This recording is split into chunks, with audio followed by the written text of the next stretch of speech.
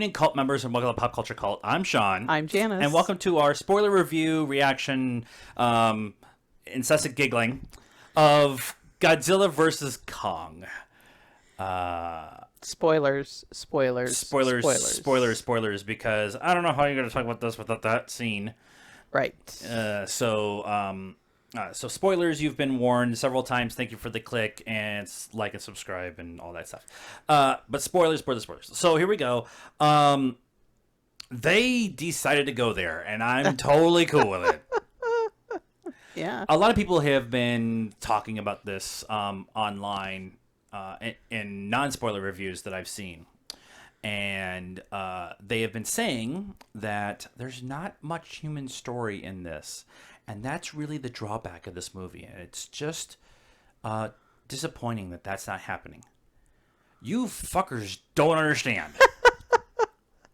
We are not here to watch the humans. We're here to watch Godzilla and King Kong fight each other in Hong Kong. Right. That's the conversation. Right. And I mean, there's the little girl, right? Jai. Okay. Okay. So there's that story. I'm fine with it. I really like once what was the doctor's name who died in the last one? Spoilers. The mom? The doctor. Ken Watanabe. Ken Watanabe. Yeah. He was kind of the whole human thing. The emotional throughout. Yeah. And he's gone now, so you've got Millie Bobby Brown's story, I guess, as a holdover from but yeah, it was fine. What was the human story in Kong? Samuel Jackson's character going off the rails? What was the human story in any of the original Godzilla movies? Or the human story of King Kong being captured and taken to New York to be a... that conversation makes me so angry. That's why I started with it. Yeah. Because I'm not watching Pacific Rim for Charlie Hunnam's character. And I like him. I think he's good in it. Yeah. I'm watching giant robots fight kaiju. Right. I'm watching this for giant kaiju to fight each other. Right. And if I get that, and it's shot beautifully, and the music's really cool, although there's some strange choices, but I really like them at times. I'm not sure how I feel about the musical choices, but I love all of that. And the close-ups of the faces of Kong and Godzilla while they're fighting, and the fly-through of their fight in like one single take to give you an idea of scope and scale and intensity and stuff like that. Like all of you who are saying that, I'm sorry, you're missing the point. Yeah, this bonkers fun. Yeah, this isn't your period piece drama. Emotional. Yeah, and if you're coming here for that kind of conversation, then you've come to the wrong place. Yeah. We don't like Citizen Kane. So there you go. But let's talk about whatever. Mank got 11 Oscar nominations, and this will get nothing other than technical stuff, and that's okay. Yeah. Both have a place in Hollywood. The conversation that I do want to have is, I like that they start the movie with at least with Kong, because he's not the last one we spent time with. It was Godzilla, and him being winning the big fight with King Gojira and and stuff like that. It's been a minute since we've been with Kong, and for him it's been 50 years. So 60 years. Spending some time with him and establishing his relationship with Jaya. So I appreciate that, but I also they just went right into they're at Skull Island, but he's in a Truman Show dome. Yeah. And he is aware that he's in a Truman Show dome. I love that they start off and it's his whole morning routine. He gets up and he scratches his butt and he takes a shower and just a regular day in the life of a giant ass monkey. And I like that they give some perspective of some of the time that's spanned from Kong to now. Yeah. And giving us an idea that Monarch has set up a site at Skull Island. Yeah. And they also give us a little bit, it's like one line, but if you're not paying attention, you'll probably miss it. But there's a line in there that a storm hit and knocked out all the indigenous people and stuff. So I kind of didn't understand what was going on, because they would show the outside of the dome, and the inside is obviously not the entire island, right? And because, I mean, Kong's really not moving around a whole lot, and he's throwing branches, tree javelins through the outside of the dome, and then they would show the outside, and it's all storming and stuff, and it's like, well, in Kong, in the original one, the storm was out here, they flew through it, they were still over water, and then got to the island, and then towards the end they kind of make a comment about the fact that the storm has basically encompassed the island. And so I like that as to kind of put a bow on what happened around Skull Island. The movie and the story and everything that went around there and stuff like that. And also it also gives it a point too of this actually ends up doing why he's kind of hidden, why King Kong was actually Kong was hidden, because they say at the end of Kong, this place won't stay secret for long or something like that. So and that's also how Godzilla, with his big fight with King Ghidorah in the last one, and all the Mutos showing up and stuff like that, like all of them like pretty much bowing to him and stuff like that, but Kong wasn't there, that kind of explains why Kong wasn't there. And was off of Godzilla's radar, and they make a point of saying, like, if he leaves this facility, he's gonna be on Godzilla's radar, and that's gonna Godzilla Dar. Right. Gator? No. No, that's something else.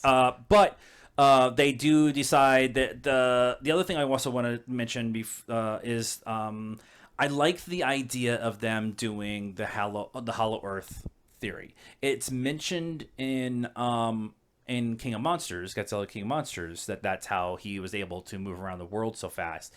But it's not really something that is theorized or used as a plot device or a plot vehicle or anything like that in movies in the past. Currently, that was a very big 50s, 60s sci-fi movie.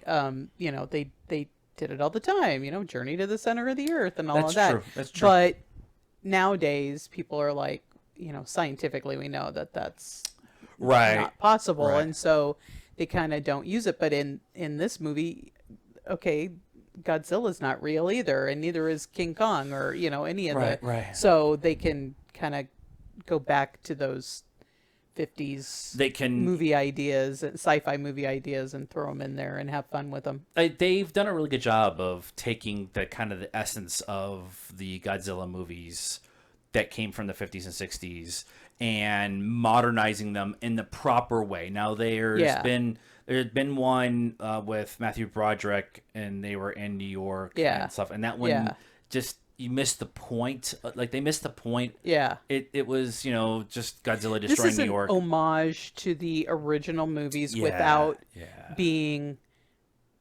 corny or making them look silly. Because if you go back and watch those movies, they're fun, but they're not. You're like, oh my god, I could see the wires. The first one and maybe the second one are they're direct representation of what happened in Japan after the bombing of but then it got so big that they started adding. Toho just started doing stuff, and it was totally cool. Giant, and that's really good stuff. Toy, like those little toy robots, but they made it big. And they had Godzuki, which was Godzilla's baby. Right. Yeah, that I loved the baby. I forgot about that. Okay, so we get round one fight with Kong and Godzilla on the boats. Which was super original. I felt like, Yeah. you've never seen that, first of all, and how logistically does that work? And then it's not fair because Godzilla can be either on land or in the water, Right. and Kong's like, a regular person, a human. He's Yeah. gonna drown, and I thought that was a really cool. It was a nice idea, and the American way is to shoot first and ask questions later, and so but the idea that they were trying to defend Kong, it was just going to go badly. You've learned nothing at all. Typical American military. We haven't learned anything, so we're going to do the same thing. Hey, let's build the Death Star. But that was a cool first fight, and it just kind of was a teaser. They go inside the Hollow Earth and they do all that stuff.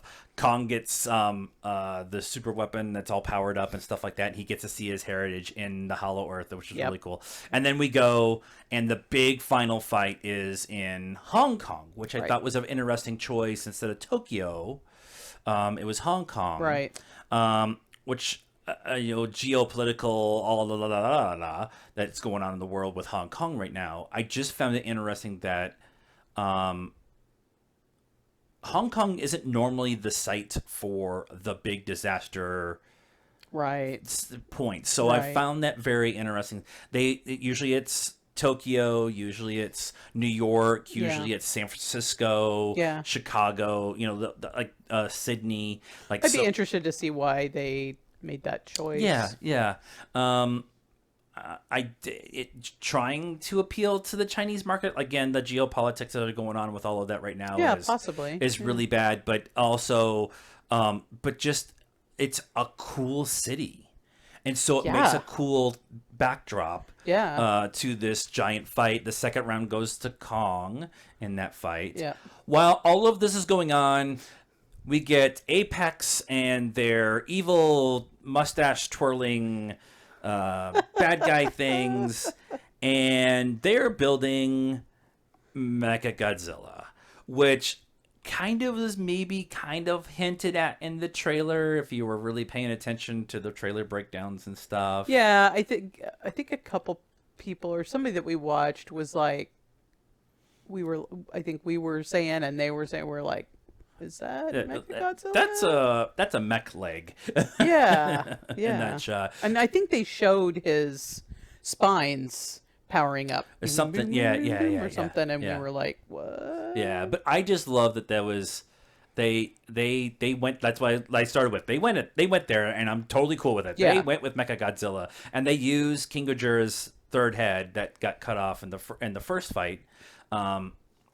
And use that as the supercomputer to control, so they could drift. Right. So we get the drift, and I love that. I've been asking for, since the first of these Godzillas, to get a Pacific Rim Godzilla Kong team up against the other Titans, right?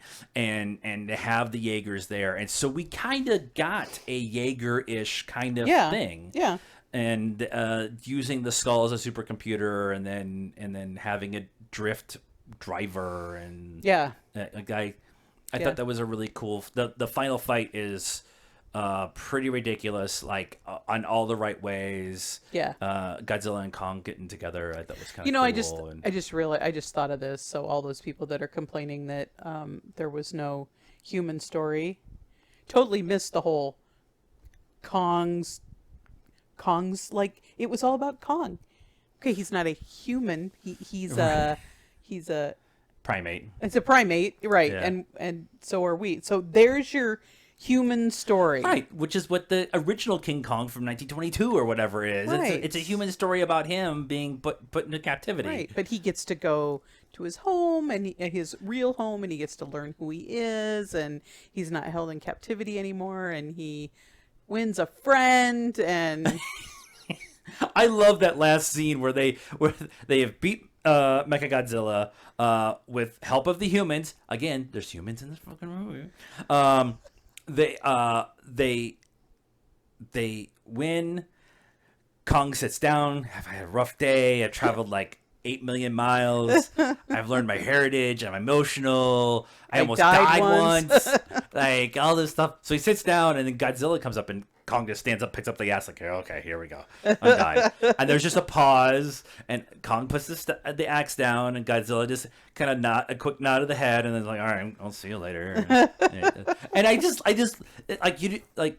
Yes, the movie is called Godzilla versus Kong, and we got that, but it never felt like, even when they started talking about this, it never felt like the two of them were going to be mortal enemies. It always felt like they were going to fight, but they have always been the heroes of these movies. Right. And the two heroes fighting against each other to find out who's the primary, the alpha, whatever you want to call it, like, makes sense. But you always want your heroes to fight against the big bad. And the big bad was Mechagodzilla, who was created by humans to go against the Titans, but then ultimately was controlled by a Titan. Right. And you know, if one of them had killed the other, then that would have, you know, everybody loves Godzilla and everybody loves Kong. Right. Because they're mostly for the humans, right? So right. If one of them had killed the other, then you wouldn't have felt that way about the one that won anymore. You'd been like, but you killed, you know, Godzilla killed Kong. Killed Kong. A little bit, a couple other things too that I just want to kind of mention really quick. Godzilla being aware that Apex is building something and is doing something, and like he's showing intelligence, and again with the nod to Kong at the end and stuff like that. Kong learning sign language with the little girl, and them as gorillas and monkeys have. Right, and them able to communicate, and him also, like, when he finds the axe, he finds out it goes in the floor and it helps power it up, and like he's intelligent. He's an intelligent creature. Yeah.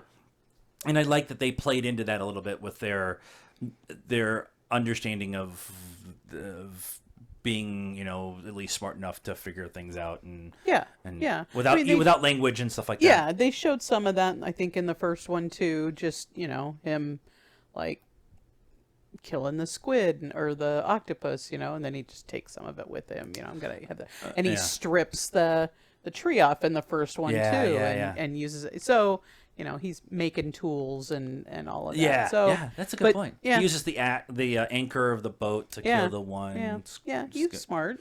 Yeah, I like that. The only other thing I want to talk about is the little girl. Her name is Kaylee Hotley. She is... Huddle.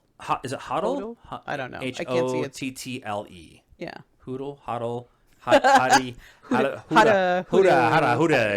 I was reading about her while we were getting set up, and she is the fourth generation from a deaf family. Like everybody on her father's side is deaf. So her father, her grandfather, and whatever. Wow. And so her primary language is sign language. Yeah. And I didn't see where if it said that she actually is audible deaf herself, right. But because of that, her first language is sign. She got into acting because of Glade commercial and stuff like that, where she's able to do stuff as a little girl, showing a little girl doing sign in a commercial, which is kind of, you know, about inclusion and stuff like that, what's going on. So and then she was able to do this role, and I know, like, I used to know more sign language, but it felt like they were talking like almost a slang amongst all of them, which is something that happens a lot from what the little bit I've learned. There's a slang. There's different sign languages have different terms and different parts of the and there's and then there's the alphabet, right? So a lot of words don't translate. Like, there's not some universal sign for a word like my name. There's no sign for my name. So you have to spell it out, right? And like a lot of names are like that, unless your name is like Dawn, you know, right. and then you can, well, Bob, you know, or something like Dawn. that. Yeah. But yeah, so a lot of times there is kind of this universal slang shortcut, yeah, and I or just spelling stuff out. because they did a really good job of when anybody was talking to her, they would do the sign stuff, and then they also say it. Yeah. And then when she would speak, because she's not audible, Yeah. they would do the subtitles and stuff like that. Yeah. But everything she said, because she's like what 7 or 8 or whatever, everything she said is very short sentences. Yeah. And so I love that kind of representation in something that's a big shiny sci-fi blah blah blah blah blah. Yeah. But it was cool to see something that you don't typically see. But why would you not see, knowing that gorillas know sign language and Right. have been talking? Yeah, it makes complete sense. Yep. It's like Quiet Place. The same thing with Quiet Place. You Yeah. know, seeing the girl and all that. I'm still waiting for Quiet Place 2 to come out. I forgot that was supposed to come out like a year ago. I would like to say that I appreciate that this movie was brighter. That was one of the things that I really don't like about The first Godzilla. No, the King of Monsters. King of Monsters. Because it was, the whole movie was so dark that you really struggle to see what's going on, especially if you're not watching it in the movie theater. And I appreciated that you could. Sound design was cool. Yeah, you could see everything. Right. Yes. I actually went and looked it up. The cinematographer is different, and the director is different from King of Monsters. But yeah, we got a lot of those big panning shots. Yeah.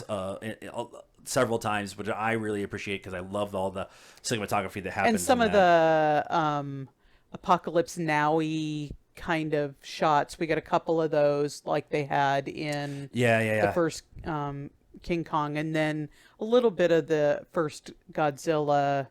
I guess they did it in King of Monsters too. Those, like you said, those big panning with like things coming down or whatever. Yeah. That shot in the first Godzilla where they're haloing in San Francisco. Yeah. They do that kind of same shot, but they're in the little Hollow Earth crafts going through, and I just, it was like they did a really good homage to a lot of the stuff that people liked in the first 3 and kind of added it to this. So they kind of feel cohesive all the way across. They started with the opening credits with the redactions and the news footage and stuff like that, but they didn't do it at the end. Right. And there's no post-credit scene. Right. And so I'm wondering if they're going to just call it good for here for right now, or if they have a plan for something going forward. Yeah, again, they've done all the big ones. They've done all the big monsters, especially with bringing Mechagodzilla into this one. So, I'm interested to see how this does overall in the box office. Now, we watched it at home at HBO Max, but the idea of it opened really well in China, which is the other big market in the world right now. And if it's still in the movie theater, we'll probably be more interested in going to the movies in about a month. I would be so erect watching this on the Dolby. Like in the Dolby surround sound. Yeah, so theater, if it's still in the theater, we will absolutely go. Like this I would be vibrating. Like I love this movie, but I would have been vibrating if we'd watched this in Dolby or IMAX or whatever. So let's give it a score. Because we do that. I don't think we've scored anything all year yet. I know. 10? 5, 10. Let's do 10. We used to do 5, but 10 gives us a little more space. It's been years. So 10. No, I think we used to do 10. I'm going to give it I'm going to give it an 8. Yeah, that's kind of where I'm at. And again, I think it probably would have been a higher score for me if we were in IMAX or Dolby or whatever. But we're gonna watch this movie, so that's like one of my number one criteria. On something. I would say like the things that the music choices were very odd to me. Like I hate to use this, but pulled me out of the moment. Right? I like if you're gonna use a song like they did, like some actual songs that people know.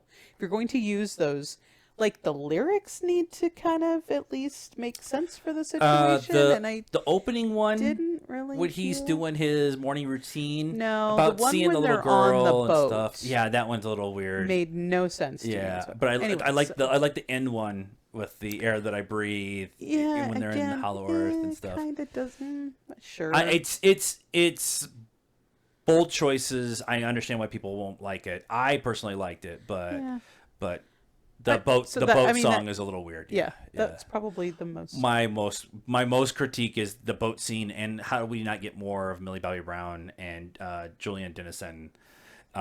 Just the two of them driving to Florida, like yeah, they're road trip. 11 and Fire Fists, right, in a van together, right. Road trip. That's got to be a short somewhere on like SNL or something, right?